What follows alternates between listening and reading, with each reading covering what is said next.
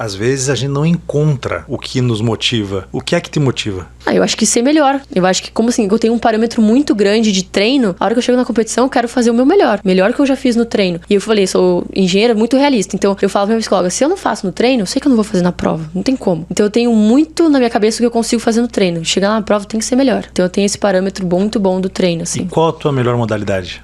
Eu gosto da corrida, é a minha modalidade de origem, né? Eu sempre corri de pequenininha, criancinha. Então, e é uma modalidade que eu sinto hoje que eu nunca treinei o que eu posso. É difícil, porque eu pentáculo, como são 5, você tem um equilíbrio. Você não pode ser muito bom em um, e às vezes você treina um pouco, você perde o rendimento do outro. É um equilíbrio ali, mas eu acho que hoje eu ainda não consegui desenvolver tudo que eu posso na corrida. Eu sempre acho que eu posso mais, assim. Então, é um esporte que eu gosto e sinto que assim, é prazeroso, porque eu sei que dá mais. Vamos lá, então. Mais um episódio do Mundo Real, episódio número 51. Antes de começar... Não dá pra não fazer a brincadeira. Que é uma boa ideia. É uma boa ideia. Mas aqui a gente só fala de esporte, de saúde, de qualidade de vida. Que também é uma boa ideia, uai. Mindfulness. Muito boa ideia. Não deixa de ser. Pegou, né? Você veja a força do marketing. É. E antes de chamar você para se inscrever no nosso canal, bom, já vou falar para se inscrever Tá então. bom, isso. Não precisa patrocinar. O inverso acontece aqui. A gente se torna clientes... né? Consumidores daquilo que os nossos convidados trazem aqui, médicos, profissionais da saúde, atletas, quem sabe consultoria, né? A gente pode receber, contratar também, mas não recebemos patrocínio deles. A ajuda que a gente tem de vocês e que a gente faz um apelo para que vocês façam aqui é se inscrever no nosso canal.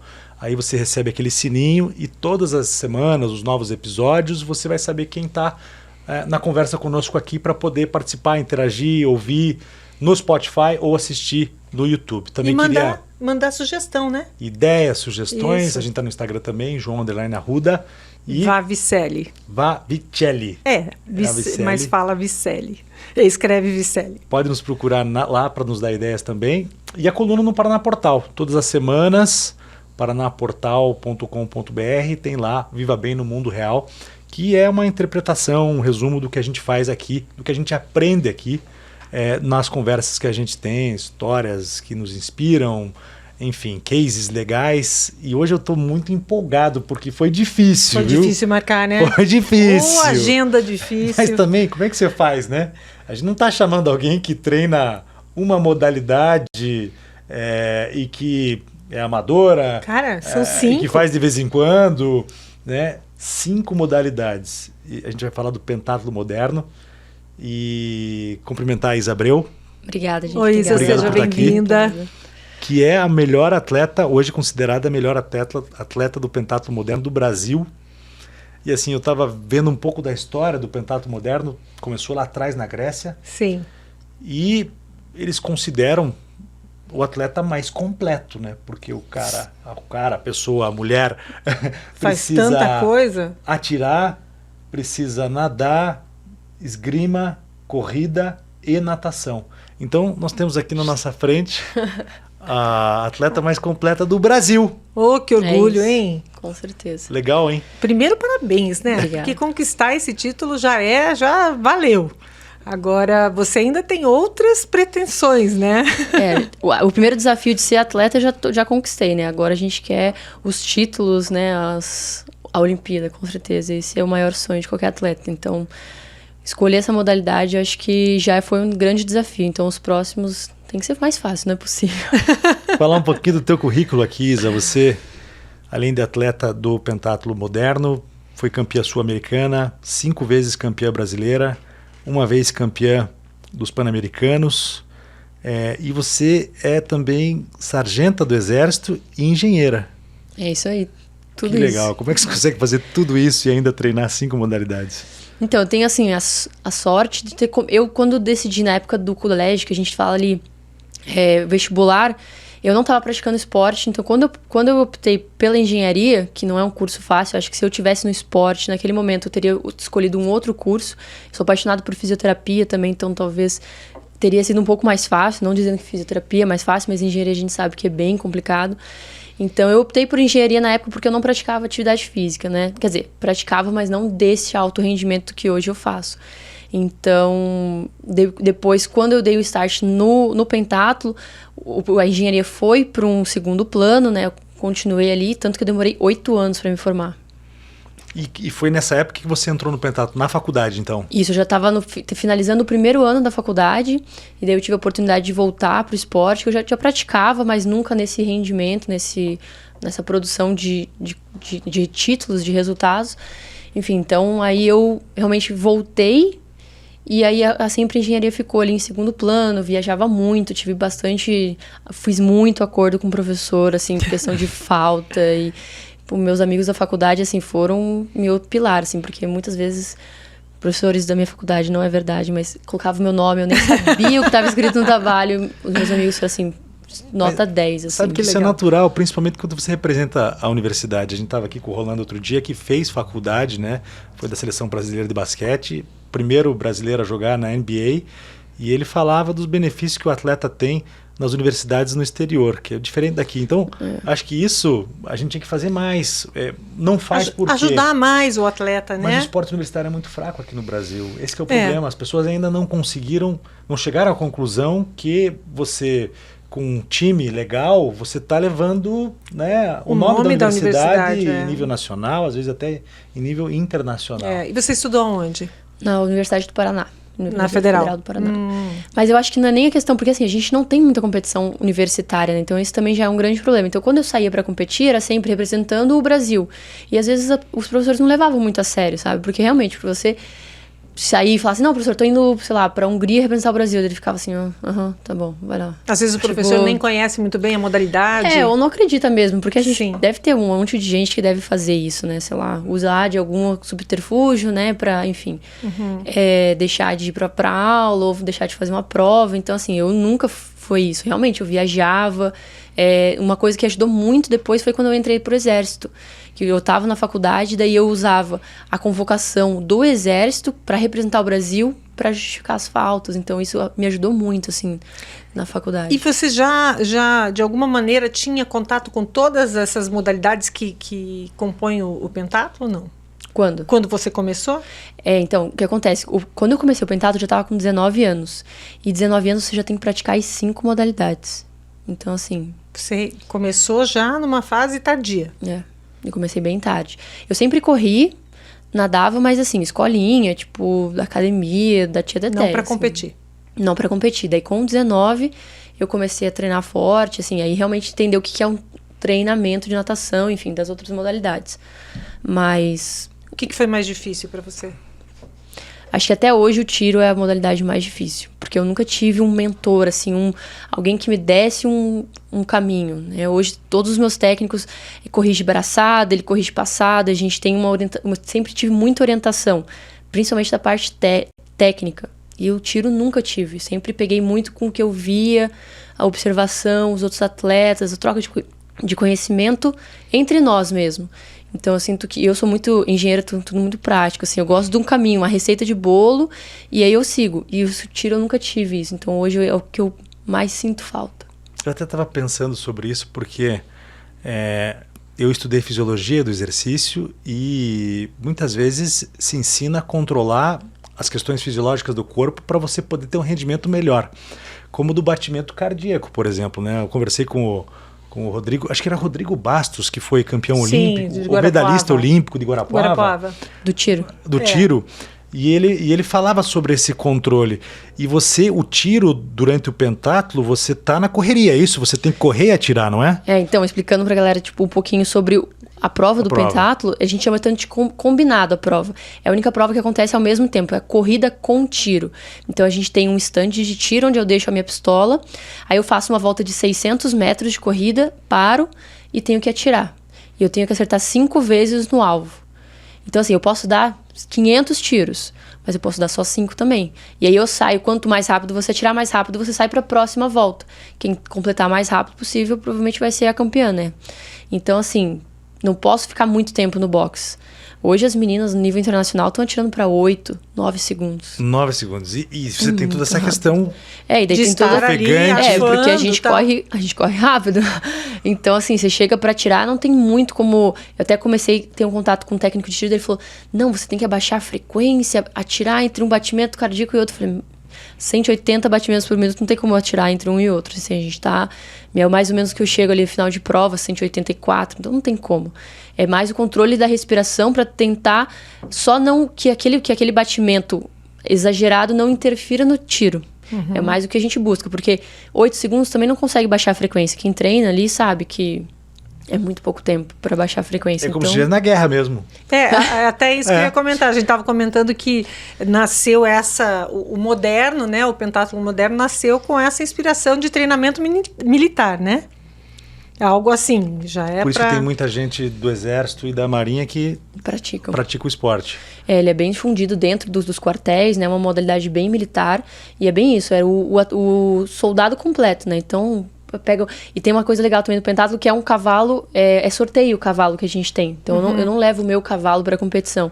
Então, mais ou menos Pode ser um cavalo que não te responda, alguma coisa assim. Eu tenho da melhor forma me adaptar ao cavalo naquele momento. Então, assim, meio essa ideia do cavalo...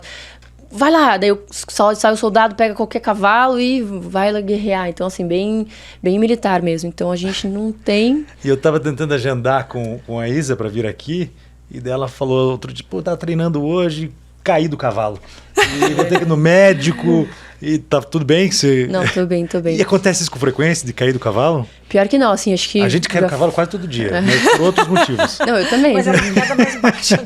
Então, é assim, a modalidade mais perigosa que a gente tem, né? Porque toda vez que até o meu fisioterapeuta mandou mensagem, falou, pô, Isa, tenta não cair. Eu falei, não tem como, entendeu? É igual você entrar no carro e falar, tenta não bater o carro. Tipo assim, lógico que a gente você faz tudo pra não bater, né? Mas às vezes é inevitável. Então, quinta-feira passada, realmente caiu o cavalo. Foi bem dolorido, assim, acabei não treinando quinta e sexta, só que domingo eu tinha uma competição. Então, assim, bola pra frente, aqueci o super, assim, tava bem, mas ainda tô meio dolorida, tô meio roxa. Mas ainda, não sei se já viram a vara de pismo, é uma vara de madeira. Eu quebrei a vara, de tanto, a força que eu caí em cima, né? Então, sorte que foi bem muscular, assim, foi coxa, mas você acha que se tivesse pego alguma parte óssea, assim... Mais complicado. Tinha quebrado. Agora, esse lance de trocar o cavalo que você falou, eu fiquei pensando... Uma adaptação é difícil, porque às vezes você pega o cavalo arisco, às vezes não pega, ou eles estão mais ou menos no mesmo nível?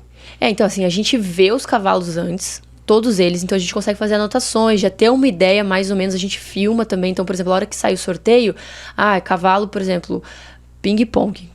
Então daí você vai lá no vídeo, vê como que ele é, então você já tem mais ou menos as características. Mas são 20 minutos, lógico, tem uns cavalos que são melhores, tem uns cavalos que já tem alguns defeitos. Então você tem 20 minutos para aquecer e 5 saltos, para se adaptar ao máximo ali antes de entrar na prova. Interessante, porque não depende só de você daí nesse caso, né? Então depende também da qualidade do cavalo e das características é a modalidade mais dele. Ingrata que eu acho, assim, do pentatlo, porque você pode, imagina, você na Olimpíada, você treina horrores, você sai lá a melhor forma física possível da sua vida, e aí você pega um cavalo que... Manco. Um cavalo pangaré. Assim, não vai, lógico que claro, na Olimpíada não não vai ser manco, pangaré, né? mas ainda assim, não sei se vocês ficaram sabendo, na Olimpíada de Tóquio teve um incidente desse.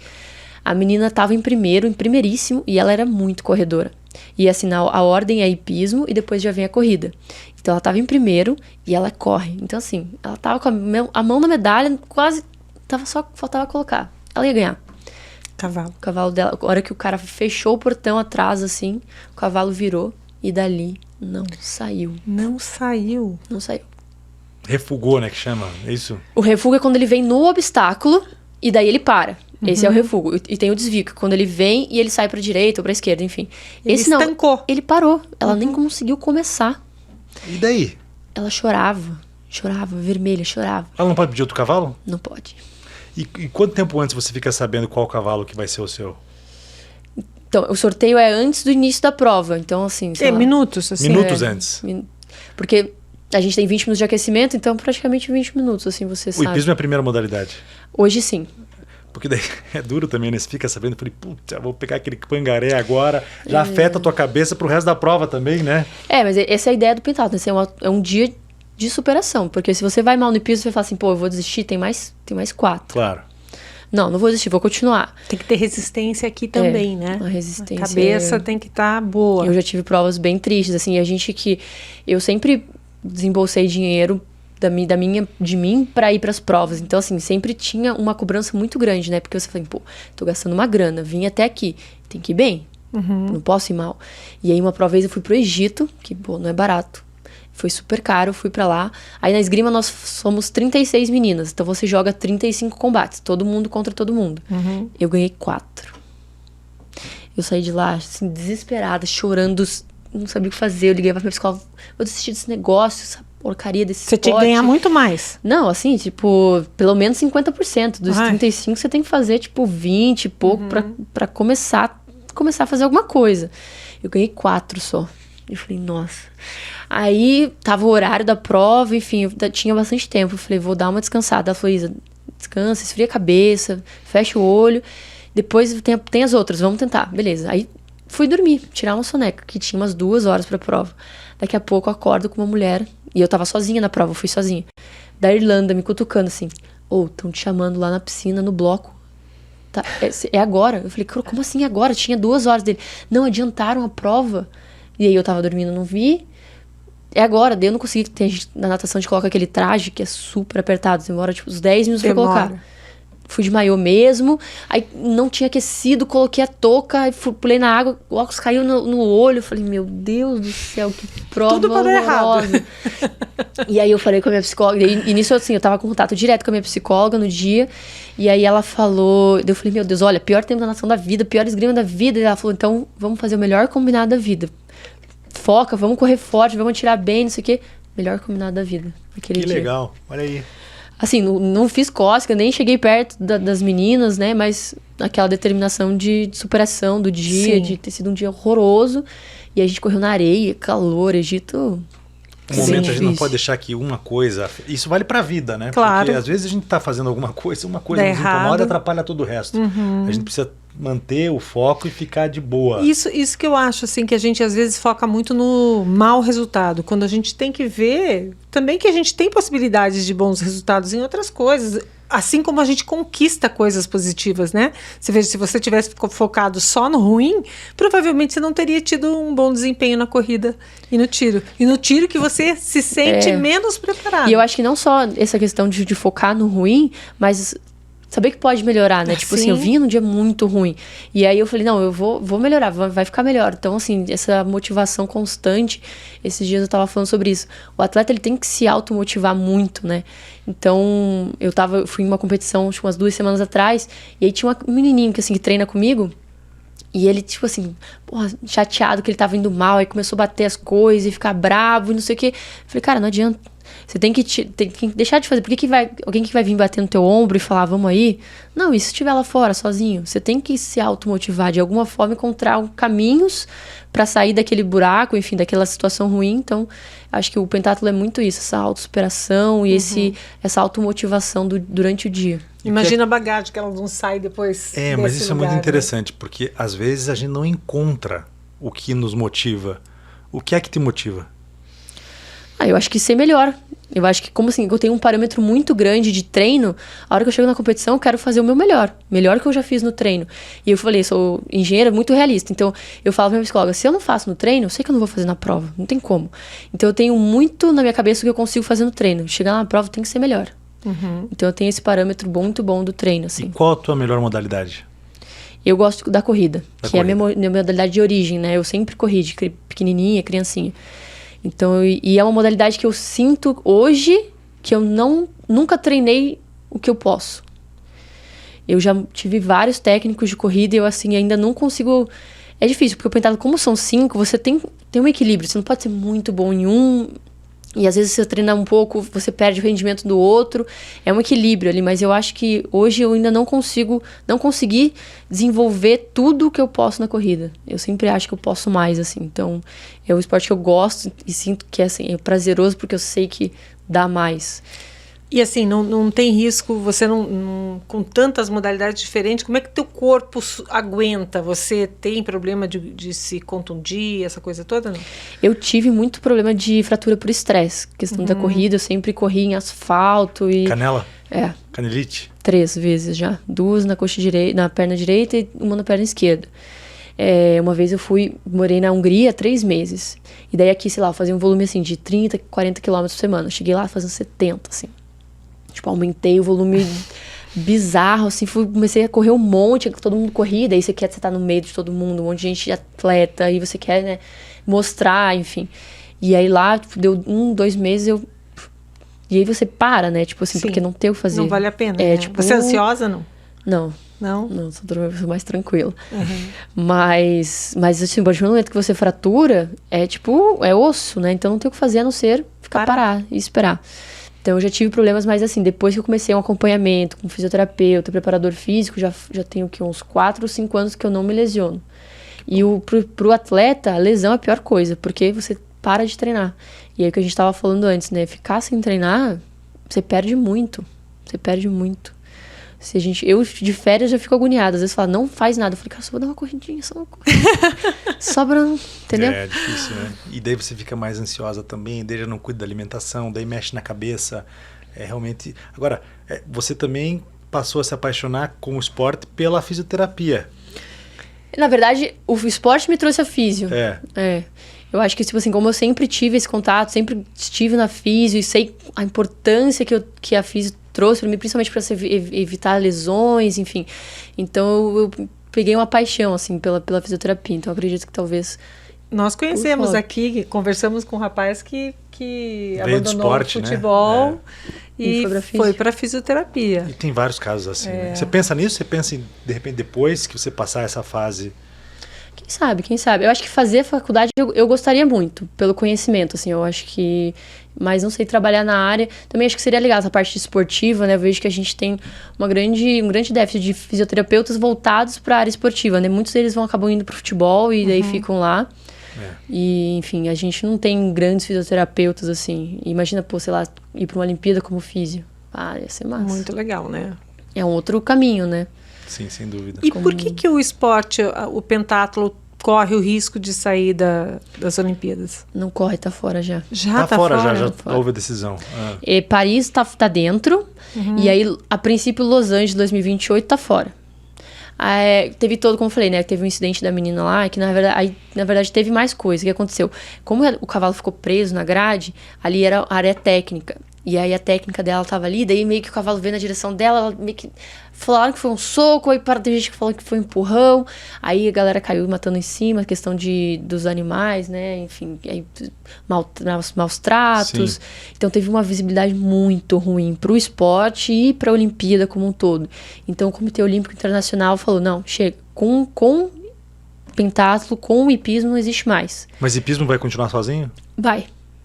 Então não faz sentido, né? Não tem coerência. Porque, na verdade, é uma modalidade totalmente diferente, né? É o cavalo da É o cavalo da pessoa. E aqueles cavalos valem muito dinheiro. Eles cuidam muito bem, né? Tanto que tem isso, às vezes, você já vê... Não sei se já assistiram provas só de hipismo. O cara faz 2 obstáculos. Sente que o cavalo não tá muito bem, ele para. Porque ele preza muito pelo cavalo. Agora vê, É um time, né? Ele e o cavalo é um time. É o conjunto que a gente chama, né? Eu não tenho conjunto, eu pego o cavalo ali. Aí você vê, não é porque não é meu, eu vou maltratar, mas eu treinei um monte de corrida, eu treinei um monte de natação, esgrima, tiro.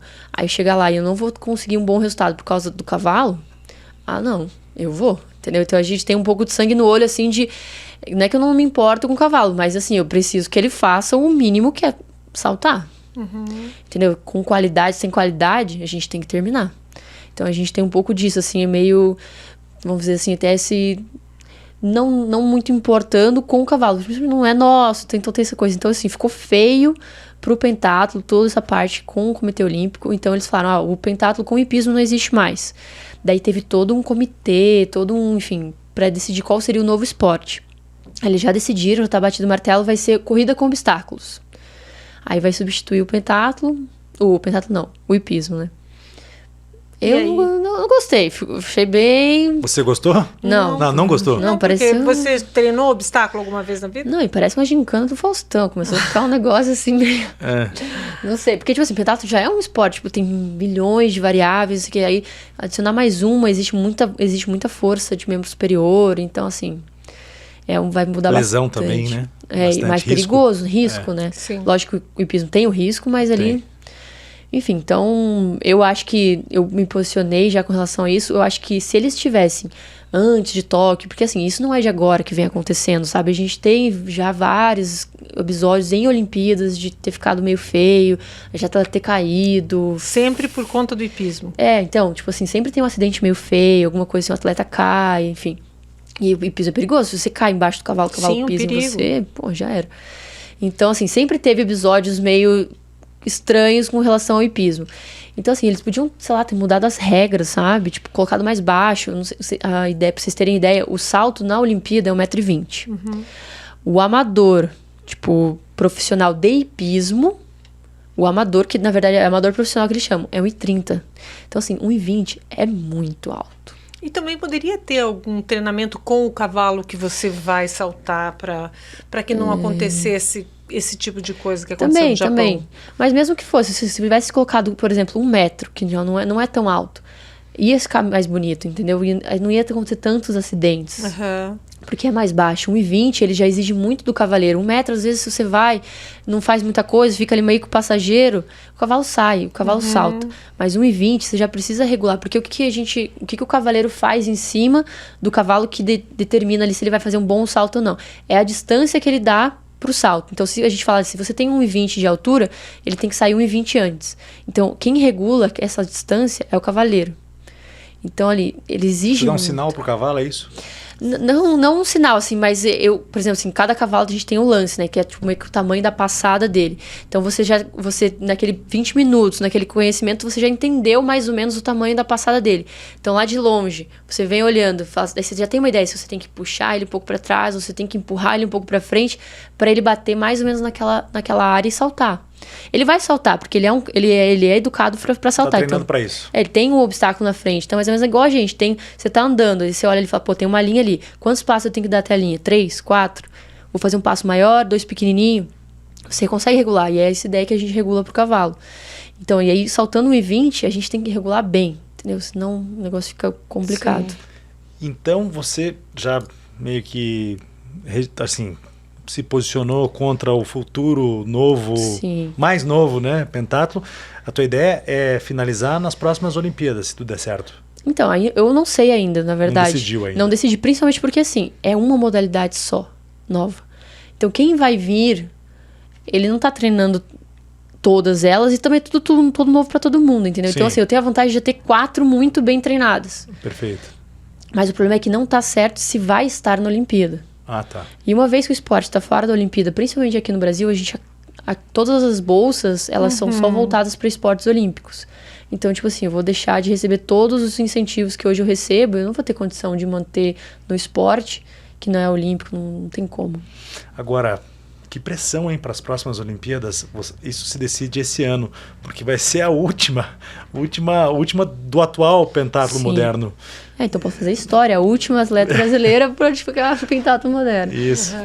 Vai ser legal. Pressão, um pouco de pressão em cima de você. A pressão acho que tem, porque a gente quer ir para a Olimpíada, né? A conquista da vaga, eu já tive a oportunidade de disputar a vaga e acho que naquele momento eu não sabia o que era a pressão da vaga. Hoje eu já tenho muito mais noção e estou muito mais madura para entrar e realmente disputar a vaga. Isso se decide em setembro de 2023. Essa é a primeira oportunidade. Certo. Que são os Jogos Pan-Americanos, eu já estou classificada, não oficialmente, mas enfim, como você falou, eu sou a primeira do ranking brasileiro, eles vão levar 3, então assim, não tem como eles não me levarem.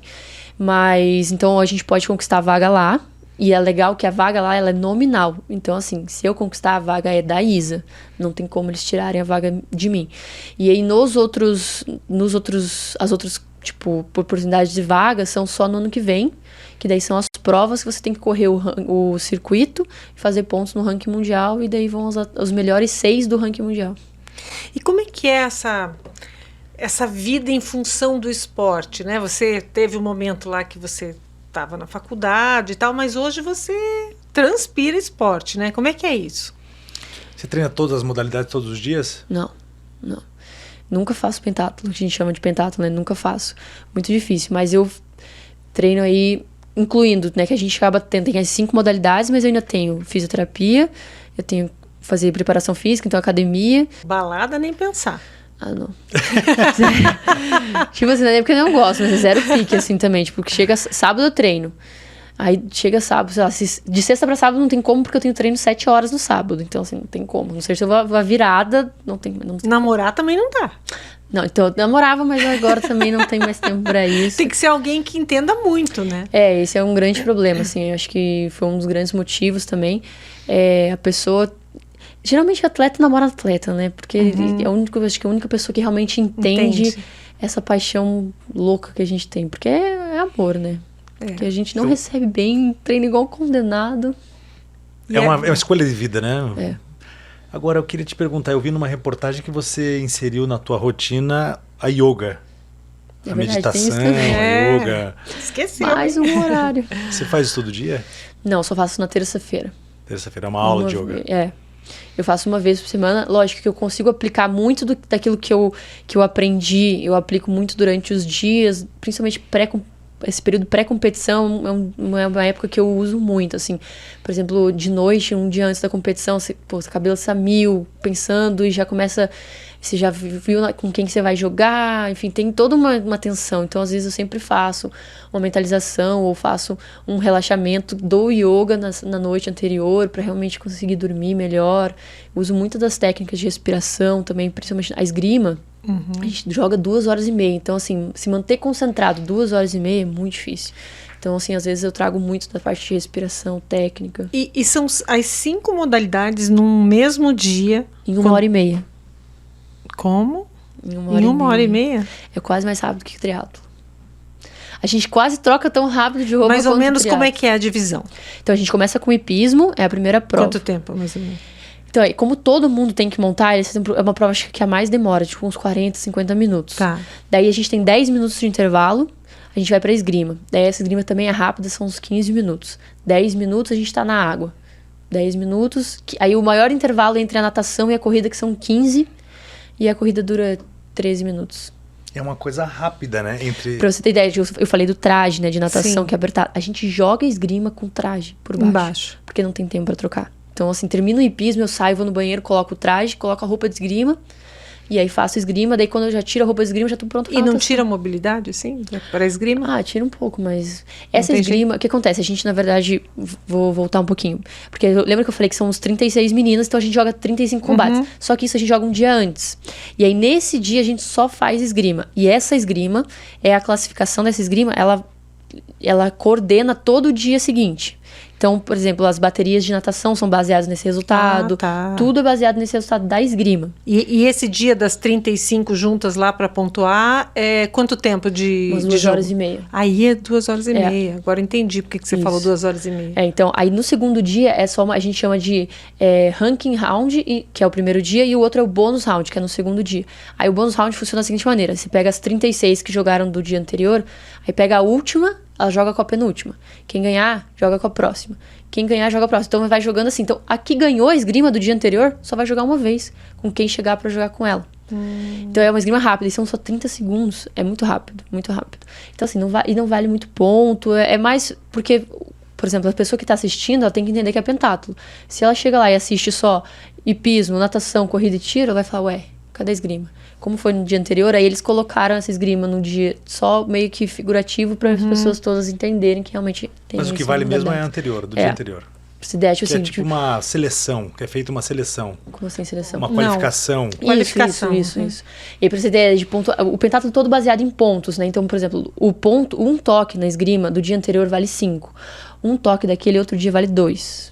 Então, assim, pra você conseguir um toque de ontem, você tem que ganhar pelo menos 3 hoje. Então, assim, é mais difícil, sabe? Então, e tudo é ponto no pentátulo. Agora, muita mobilidade. Eu estava falando da yoga aqui com você. A yoga traz muita flexibilidade e mobilidade, ajuda também, né? A evitar lesões e essa coisa do cavalo também, de você ficar sentado no cavalo e sair, não sei o que vem depois do cavalo. Como é que é a ordem das coisas? Corrida? Daí esgrima. Então sai do cavalo meio... Né? E o cavalo força muito, né? O quadril... parte interna da coxa. É uma prova bem desgastante, assim, física e mentalmente, né? Porque exige muito, assim, a confiança. Então, o yoga, assim, traz essa parte de flexibilidade. Eu treino muito, até o meu técnico, o meu professor de yoga, ele elogia muito. Fala assim, nossa, tem muita mobilidade para quem pratica tanta atividade, porque às vezes a pessoa fica muito musculosa, travada, né? Muito rígida. E eu tenho essa mobilidade. Já tive, por exemplo, um acidente na esgrima, torção de tornozelo, que às vezes eu tive não tão sério por causa da mobilidade que eu adquiri no yoga. Então, essas mobilidades são bem legais, assim, a gente trabalha bastante. O risco de lesão aí é mais no treinamento, na repetição. E esgrima, não sei como é que é a segurança e o risco disso. Não, assim, segurança, quando a gente usa material, sempre treino com material, tipo, de proteção, então isso é tranquilo. Mas assim, sei lá, às vezes bate, você pode bater no outro atleta, né? Então, sei lá, levar uma ombrada ou uma joelhada, ou às vezes que aconteceu comigo, que eu torci o tornozelo, eu saí correndo e pisei no pé do menino, aí eu virei o tornozelo, aí, tipo assim, não chegou a romper, mas aí estirei os tendões do tornozelo e fiquei um tempo parado também. Então, mais esse risco, assim, do contato, né? Corrida tranquilo. E a natação? Também. Vamos falar um pouquinho da natação. Não, vamos fazer outras coisas. Falar, a natação é o esporte que eu mais sofro. E eu mais treino. Eu treino 6 vezes na semana, de segunda a sábado. Porque você diz que mais sofre porque os candidatos são melhores nessa Não, porque tipo assim, não era um esporte que eu nunca treinei, assim, como eu falei, né? Eu comecei a treinar sério com 19 anos. Então, assim, muito tarde pra natação. Então, eu sofro muito, assim, de questão de série. E eu sou muito, como eu falei, relógio. Adoro relógio, maravilhoso. Eu corro de relógio, assim, ó, eu olho toda hora, assim, na competição. Como é que tá teu ritmo e tal? O ritmo. Você olha a frequência cardíaca, você olha tudo aqui, ó. É maravilhoso. Na água... natação não... Na água é duro. Você não consegue fazer nada. Sensação. E a minha sensação nunca é muito boa também. Então, eu acho momento de meditação ali. Não, a natação é isso mesmo. Você nada, você fala, puta, tá uma merda. Porra, foi o teu melhor tempo. Você nada, tá bom pra caramba. Putz, você tá mal, cara. Exato. Tá devagar hoje. Você não sabe o que tá rolando. A sensação mas eu acho que isso não sei quanto você já nada, mas eu acho que é mais porque quem não tem a vivência, você vê, tem o meu técnico, hoje eu treino com atletas de natação, eles sabem o dia que eles estão bem e os dias que eles estão mal. E também tem uma coisa, porque eles só treinam natação, né? Então ele sai do treino aqui, tá mais chega em casa, descansa. Eu, quando vou pra natação, já fiz hipismo, já fiz corrida, eu chego lá sem perna, sem nada, super cansada já, então dificilmente eu tô me sentindo bem. E assim, o treino sempre é mais pesado do que, na verdade, o tempo de que você vai estar lá na eu nado 2 horas por dia, a prova tem 2 minutos. Mas foi o que você falou, tipo assim, a sensação da natação engana muito, né? Às vezes você acha que você tá super bem, às vezes você tá uma bosta. Tá cansado, ofegante, tá difícil, mas você tá indo bem. Né? E às vezes você acha que tá indo super bem e na verdade não tá. Mas você corre, não corre? Corro. Assim, algumas vezes você já tipo, correu e daí foi pra nadar assim, na sequência? O triatlo? Já. Correr antes da natação, né? O triatlo a natação bem antes. Porque daí, cara, parece que a perna fica pedra, quadril abaixa, daí às vezes até você tá se sentindo bem, o braço tá bem, mas a sua posição da água tá ruim, você já começa, o tempo já vai lá pra cima, fica tudo ruim. O problema do triatlon é aquela guerra dentro da água, né? Aquela travessia e todo mundo querendo afogar o outro. Cada um na sua raiazinha. Outra natação. Até no treino, eu não gosto de dividir raia não, sou meio egoísta. Falo, olha, eu gosto de ficar eu na minha e você na sua, não faço, e ainda não faço muita marola também, porque às vezes tem gente que nada mais forte do lado, vem aquela onda, daí você vai respirar, engole água. A piscina é bem melhor. E você tem que idade? 27. 27. E você sempre teve apoio da família pro esporte? Como é que foi essa... O teu pai era militar, né? Meu pai é militar e professor de esgrima. Então, assim, apesar de quando criança, ele nunca tentou me incentivar, mas assim, sempre tinha material em casa, eu via, assim, mas nunca gostei, falei, nada a ver esse negócio aí, eu também nunca quis. Mas ele é professor de esgrima, então assim, sempre incentivou, tem essa história, meu pai chegou a competir sul-americano, então assim, tem muito a parte esportiva da família. Sim. Então, sempre tive muito, assim, suporte, incentivo. Porque a minha primeira viagem, assim, eu tinha 13 anos. Viajar sozinha, de ônibus. Meus pais sempre me apoiaram muito, assim, então isso eu não tenho como reclamar. E apoio até hoje, né? Minha mãe, nossa... Assim, como você falaram, o que eu faço o dia inteiro treinando? Então, às vezes eu chego em casa, deixo uma roupa, pego um pote de comida, pego uma outra coisa, minha mãe eu ligo pra ela, mãe, faz alguma coisa. Aí ela já faz alguma coisa, eu já saio pra outro treino. Cuida de você. É bem maluco. E pelo fato do teu pai ser militar, você também, a família viajava muito, morou em outros lugares também, ou não? Eu nasci, sou de Curitiba, nasci aqui, daí com 5 anos eu fui embora, que daí meu pai foi transferido, né? O exército geralmente transfere de 2 em 2 anos, assim. Então, assim, morei em Rio, várias cidades em São Paulo, Brasília. Aí eu cheguei a morar na Angola, meu pai foi transferido para Angola, morei lá. Daí, nessa oportunidade, enfim, eu morava sozinha, era bem, bem ruim, assim, a questão de vivência lá. E eu era criança, tipo, que eu tinha 13, 14 anos. Aí fui fazer um intercâmbio, então morei fora, aí tive a oportunidade de aprender inglês, que hoje, pra comunicação com os outros atletas é, tipo, primordial, assim. E eu desenrolo muito fácil por ter morado fora. Então eu tive essa oportunidade. Você mantém esse contato com outros atletas do mundo aí, direto, assim? Tipo, o que tá rolando? Como é que tá teu tempo? Tá treinando o quê? O que ajuda? Você tem essa coisa construtiva, assim, com outros atletas? Eu tenho alguns amigos, principalmente aqui da América. Acho que por a gente se encontrar mais, além de a gente se encontrar nas Copas do Mundo, a gente se encontra nos Pan-Americanos. Nos Pan-Americanos a gente conversa mais. Tenho bastante amigo dos Estados Unidos, uma menina do México, é bem minha amiga. Eu te falei, tive a oportunidade de morar na Hungria 3 meses. Eu não falo com ninguém de lá. Eles são super fechados, assim. É bem estranho. E aí, como também não é a língua de origem deles falar inglês, eles não falam muito. E daí é a mesma coisa que isso aqui no Brasil. Sei lá, você na frente do seu amigo, você vai falar inglês dele, fica tipo, nossa, falando tudo errado, né? Sei lá, se você julga assim. Cara, eles não falavam. E eu morei 3 meses lá. Daí, tipo, morei com uma galera da Argentina, então essa galera eu tenho mais contato.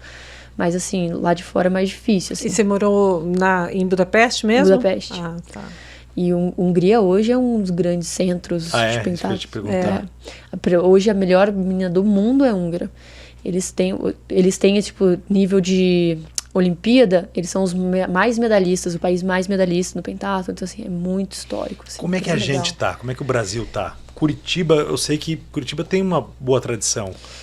A gente tem, na verdade, tem a tradição não de criar atletas, né? Mas sim de receber atletas aqui. A gente tem um grande centro de treinamento que é o Colégio Militar, que os atletas fizeram o pré-olímpico deles aqui, então os atletas vieram, treinaram aqui, então é um centro muito bom, mas a gente não tem muita formação. Hoje no Brasil, os grandes centros de formação são Rio e Recife. Recife muito por causa da atleta da Yane Marques, que foi medalhista olímpica em Londres, então ali ela conseguiu plantar uma sementinha assim de realmente incentivar, e tem muitos atletas bons saindo de Recife. Você até falou numa entrevista que se espelhou um pouco nela. Eu acho que se espelhar principalmente pelo fato de a gente vi muito o pentatlo antes de começar. Eu sempre gostei da modalidade, a gente via muito aqueles campeões olímpicos, aquelas provas, e aí ter ela, que era medalhista olímpica, ali treinando comigo, e ver que, cara, tem dia que ela também não tá bem, tem dia que ela tá voando, e ela, às vezes ela tá voando e tipo, você fala, não é tão difícil assim, ou acho que dá, né? Então você vê que você deixa de achar que são alienígenas, porque tem umas pessoas que eu acho que são alienígenas, não tem como. Assim, tipo, eu gosto de esporte, assim, num âmbito geral, assim. Cara, o cara da maratona lá, aquele Kipchoge que corre... Cara, é demais, né? Ele é alienígena. Não tem outra explicação pra mim, é absurdo. Parece que ele tá voando, né? Parece que ele tá pisando em nuvens. É uma coisa incrível, a pisada dele. Ele sorri. Ele corre sorrindo. Coisa linda, né? Então, assim, eu teria que ir lá realmente ver um pouquinho, tipo, um mês, assim, pra acreditar que ele realmente... É um ser humano como nós. E aí eu tive essa oportunidade de ver que, caramba, olha que legal, né? Tipo, ela tá treinando aqui, e eu vi o sofrimento dela na água, ver que também faz força, né? Tipo, não é, as coisas não caem do céu, duro, né? tá pesado, tá difícil, exige, pra você ter conquista. No mundo real, a gente tem que lutar muito pelas coisas, não vê a história, né? do corredor, né, africano que começou lá desde criança, né, batendo perna descalço em estrada. Até o documentário dele. Sim. Eu ainda não assisti inteiro, mas a história é... Sim, vem com e a ausência de outras né? modalidades. Né? Não tinha como você jogar basquete no quadra, com concreto, cesta de basquete e tal, que é um pouco do nosso futebol brasileiro aqui. Aí a corrida é o caminho mais fácil pro esporte, correr, né? Corre pra quem em qualquer lugar. Descalço, igual eles corriam, né? Então, tipo assim, cara... É impressionante. Então foi muito legal. Assim, então eu já tive a oportunidade eu tive contato com ela aqui, então isso realmente abriu assim muitos meus olhos e tive a oportunidade de voltar pro esporte pela inspiração de ter ela aqui comigo. Agora você é muito determinada, né? Tem que ser, né? Não tem como. Primeiro que eu já escolhi um esporte que é 5, então treinar isso aqui não é fácil. Tipo, quem treina triatlo, às vezes eu tive a oportunidade de treinar um bom tempo com o Ronan, atleta de triatlo paralímpico aqui de Curitiba. Veio aqui já. Ele agora tá fora, tá morando em Uberlândia, mas a gente treinou junto e eu me identificava muito com ele, porque assim, a gente chegava na natação, a gente sempre nada 2 da tarde. A gente sempre já tinha feito um treino de manhã. E eu, às vezes, já tinha feito 2. Então, assim, a gente sabia o sofrimento que era estar tentando fazer o tempo na água e tal, porque às vezes eu chego, atleta de natação, o que você já fez hoje? Ah, não, levei meu cachorro no pet shop. Eu falei, sério mesmo, não fez nada. Então você tá inteiro, descansadinho, veio treinar. E não dá pra ter deslize, né? Porque aquela cervejinha a mais... a mais não, a única talvez, né? Vou tomar uma cervejinha hoje, já no dia seguinte, já aquela disposição você já não tem pra fazer, né? Não sei. Ela nem sabe. Que é isso. Não sei, pra falar a verdade. Eu citei a cervejinha como exemplo, mas pode ser uma outra coisa. Ou ficar mais tarde mesmo acordado assistindo um filme. Fazer uma maratona de série. Não dá. Ler um livro até mais. Quando eu comecei, assim, não sei, às vezes você sente, eu tinha isso assim, começava a assistir um episódio, eu tinha que ir até o final. Eu tenho esse problema. Ixi, hoje começo... Dorme no final. Não que eu durmo, mas eu falo assim, vou parar porque agora tem que dormir, ou tipo, vou fazer alguma outra coisa. Tipo assim, eu demoro uns 3 dias pra assistir um episódio. Gente, eu tô tentando isso, mas assim, no mínimo 2 eu tenho que assistir. Aí eu fico pensando, no dia seguinte eu tô pensando o que vai acontecer. Você que é meio psicóloga, Vanusa, porque não é formada, mas entende de autoestima, às vezes dá conselhos pra gente aqui. Isso é uma espécie também de obsessão, claro, né? Um pouco, que é, com certeza. Mas todo seriado é baseado nisso, né? Tipo, e ele é feito pra nos viciar, né? Ele é escrito dessa maneira. Uma vez eu fiz um curso de roteiro e eu fiquei pensando que sacanagem, gente. Ele é feito pra você maratonar mesmo. Lógico, nenhum episódio acaba, tipo, e aí a mocinha beijou o menino. Não, é na hora que vai beijar e acaba, entendeu? E a gente quer passar pra frente às vezes, né? Eu às vezes quero passar pra frente. Claro. Eu quero chegar na parte legal. Entendeu? Eu não quero. Eu só faço isso naquela parte eu pulo a vinheta lá, essas coisas. E só se tiver muita coisa de imagens, né? Tipo cenário, daí eu passo pra frente. Você não assistiu, mas o Vikings. Não. Assistiu? Não. Porra, esse aí. É que é muito sangue. Eu fiquei meio louco com aquele quando eu tava assistindo. Eu achava que era um viking. E daí tem essa coisa do esporte, da corrida e tal. E você, né? Se esses caras faziam o que faziam naquela época, porra, eu tenho que correr na montanha mesmo. Super pegar homem, uma espada. Né? Pegar uma espada e sair correndo. Descalço, exatamente. Mas é interessante isso, porque acaba motivando a gente a alguma coisa. Por exemplo, agora eu tô vendo uma série histórica que é da Elizabeth, da Sissi, da rainha imperatriz Sissi, que é da Áustria, né, do Império Austro-Húngaro, do qual a Hungria fazia parte. Uhum. E aí, como eu gosto muito, o que acontece? Eu tô assistindo e tô vendo o que é real aqui, entendeu? Tô pesquisando, então bem neurótica. Isso é legal. Não, mas é meio neurótico, isso podia deixar pra fazer depois, né? Mas eu tô fazendo as duas coisas. Você não pensa nisso porque o pentatlo moderno não deixa de ser um pouco disso, né? No início da humanidade, o cara dormia numa caverna, saía da caverna para caçar, para arrumar comida, subir numa árvore, tinha que lutar com um animal ou com outro homem, sei lá. Sim. É um pouco disso, né? Você está lutando, você está lidando com o animal que é o cavalo, água, rio, lago, corrida. E pra você ver como é um esporte, assim, entre aspas, machista, na Olimpíada, só na Olimpíada de 2000 foi a primeira vez que teve pentatlo para as mulheres. Tá brincando? 2000? Acredita? Faz muito pouco tempo. Tipo, ontem, né? Tava aí. Por causa dessa visão. Exato.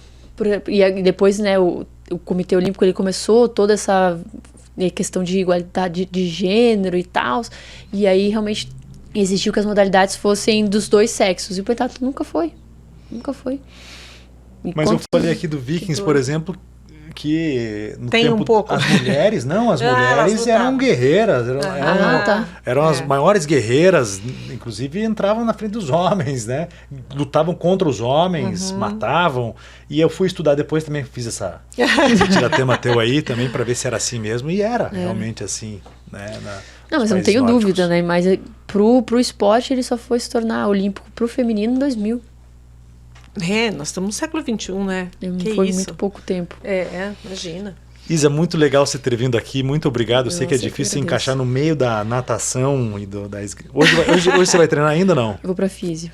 Vai pra físio hoje? Me dei psicóloga depois. A físio é perto da tua casa? Onde é que é a clínica? Não, é lá perto da UP da faculdade. Eu faço na Forfísio ali. Na Forfísio, conheço. Muito legal ali na E daí a terapia é outro lugar, com a psicóloga? Então, ou eu vou fazer online dentro do carro, porque não vai ter tempo. Olha que doideira, gente. Tem isso, né? Psicologia, até os consultos de nutrição. Dá para ser online, mas é mais gostoso pessoalmente, eu acho. Não, a gente atende pessoalmente, mas é que hoje, assim, não ia dar tempo. Mas hoje eu fiz hipismo de manhã, corri, aí eu almocei, nadei, vim aqui, daí vou fazer físio e psicólogo. Gente, a logística para o hipismo e para a natação, para o hipismo e para a esgrima é um pouco mais complexa. É por causa que exige a estrutura, né? Uma estrutura muito elaborada. Então hoje eu preciso de uma academia de esgrima e um centro hípico, né? Não tem como. E eu tenho que ser um centro hípico, como a gente estava falando, com cavalos diferentes, porque eu preciso me adaptar. Então eu não monto sempre um cavalo. Tem dia que eu monto um cavalo que ele nem sabe saltar, e aí eu vou tentar saltar com ele, porque ele é criança, tipo um cavalo neném que a gente tá aprendendo. Aí é bom porque eu tenho bastante experiência, consigo dar uma direção. Tem dia que eu salto com os cavalões, enfim, a gente pega de tudo. Tem que saltar. Eu não ia poder, porque o cavalo, eu subo, ele faz o que ele quer. Ele não me responde, ele não me obedece, nenhum cavalo. Mas sabe que às vezes é muito de você, da pessoa. Não, sim, ele sabe que eu não tenho, que eu tenho pena, que eu não vou, sabe? Então eles fazem o que querem comigo. Eles sentem muito. Teve na época das férias, a gente não tava treinando muito sério, e eu peguei esse cavalo que é tipo nenenzinho, assim, ele tem o quê? Ele tem 4 anos agora. E assim, eles estranham, tipo assim, você tá andando na grama, daqui a pouco vem uma terra ou um pedaço sem grama, eles estranham, tipo, eles não sabem se podem pisar, eles, enfim, não conhecem. E assim, vai muito da sua postura. Se você realmente fica ali... Passar confiança.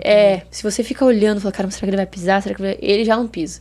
Se você olha pra frente, abre o peito, fala, finge que não tá vendo nada, ele passa. É impressionante como a sua postura diz muito pro cavalo. Que legal, né? Os bichinhos são muito... Então eles acabam ensinando a gente, né? Porque a gente tem que criar essa confiança, pelo menos que por fora que ele sinta, né? Então, esse peito aberto, enfim, autoridade sobre o cavalo. Vou aplicar isso na próxima. Depois te conto. Finge que tá tudo bem, assim, entendeu? Não pode ser que não esteja, você tá desesperado por dentro, mas... A parte de condicionamento, mudando um pouquinho de assunto, que a gente já tá terminando aqui, se despedindo, daí volta num assunto, a gente se lembra. A parte de condicionamento, de musculação, você faz na fisioterapia ou você faz na academia também? Não, eu faço na academia. Físio é só um complemento, né? A gente faz específico voltado nas minhas lesões, ou se eu chego com alguma queixa, a gente, enfim, trabalha na físio nessa parte, mas eu faço preparação física, assim, forte, tipo... grupos musculares, principalmente os grupos que eu utilizo, né? Muita coxa, eu faço muitas essas coisas pra ganhar força mesmo, sou forte. Legal. Isso faz diferença. Vamos estar na torcida, né, Vanusa? Puxa! Setembro e deste ano. Depois a gente quer você de volta, depois da Olimpíada, para contar sobre essa experiência. Já no PAN isso aí, né? Olha, eu posso trazer a medalha do PAN, a vaga, e a gente vem já combinar. Vocês podem comprar passagem pra gente ir pra Paris. Ai, que delícia! O PAN este ano vai ser aonde? Essa parte vai ser boa.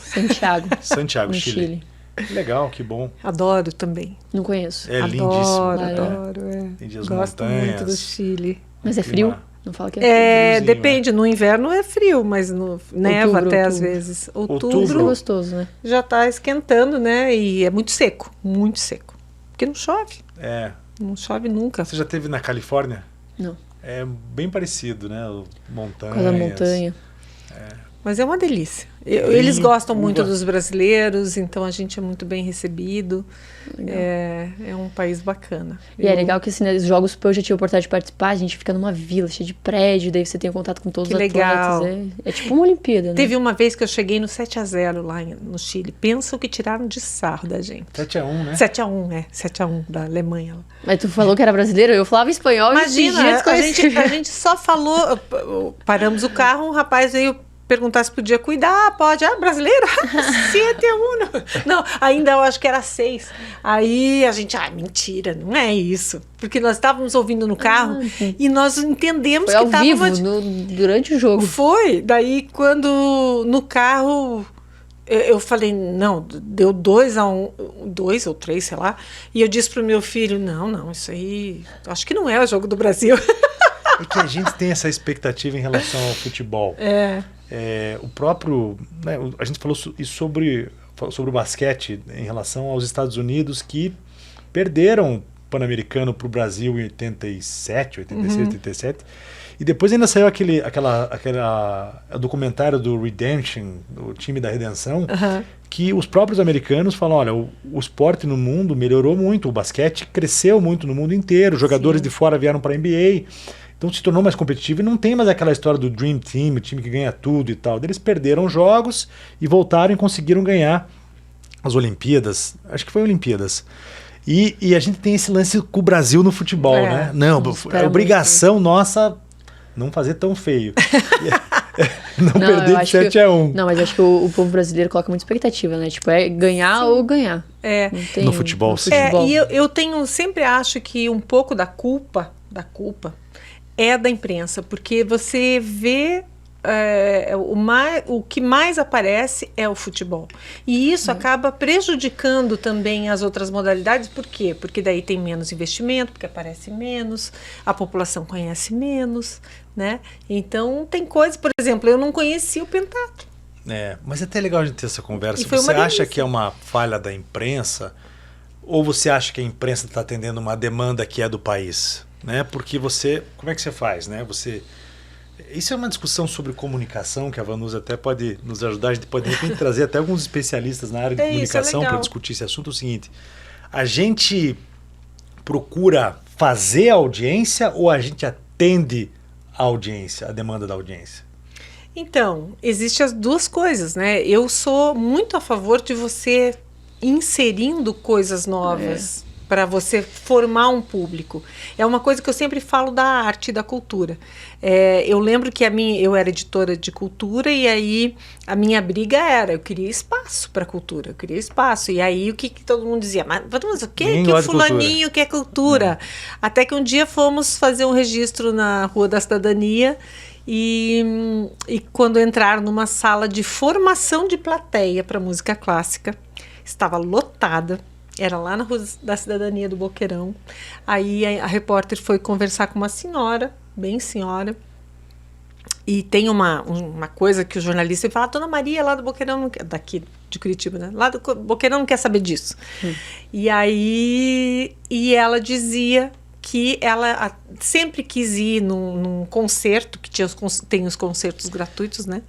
E nunca tinha ido porque ela não sabia se comportar, e que agora ela estava indo e estava muito feliz.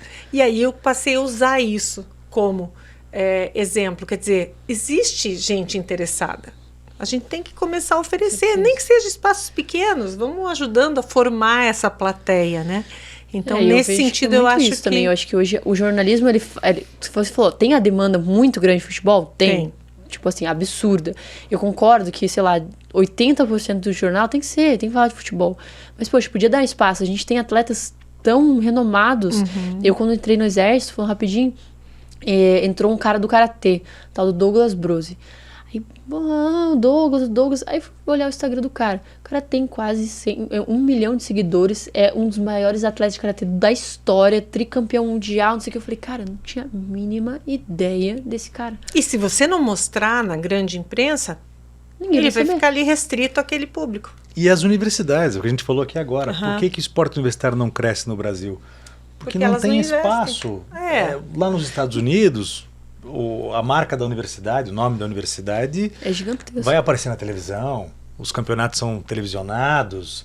Aqui não aparece, então não gera interesse da universidade em investir no esporte. Nos anos 80, eu lembro que o vôlei cresceu porque começaram a transmitir o vôlei, os campeonatos de vôlei. E o vôlei cresceu e foi o nosso time dos sonhos daí, né? Foi lá, Bernardão, Bernardinho, sábado à tarde, a gente ficava assistindo vôlei, né? Sim, a gente se reunia os amigos para assistir o vôlei. Era muito emocionante. Então, assim, esse espaço foi dado. E aí, a partir dali... Quer ver uma outra coisa? Skate. Skate hoje é olímpico, né? Sim.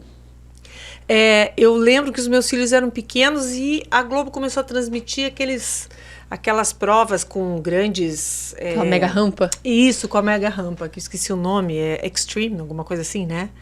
X-Games. X-Games. E daí, gente, aquilo fez crescer, porque assim, eu que não ando de skate, e que já caí do skate, amava assistir. Então, você forma um público. Sim, né? Então, é isso que a gente precisa fazer. Podia ter um pouquinho mais em sessão dos esportes, né? Porque eu acho que tem que ser, com certeza tem o que falar, entendeu? Sempre tem alguém competindo fora, ou contar uma história de um atleta, pega um atleta aqui paranaense, entendeu? Você tem documentário, muita coisa, né? Entendeu? Conta, tipo, aos pouquinhos. Aqui a gente tem um grande centro de ginástica artística, né? Gigantesca, as meninas de Toledo lá, então, assim... Isso que você falou do pessoal que veio treinar aqui no Colégio Militar, ninguém soube. E olha, isso faz com que quem vai assistir o treino, né, melhore na sua... assim, o seu nível técnico, começa a ver, né, e melhorar também. Então, são coisas que eu acho que o jornalismo, no caso, a comunicação, tem que fazer esse meia-culpa e começar a pensar diferente.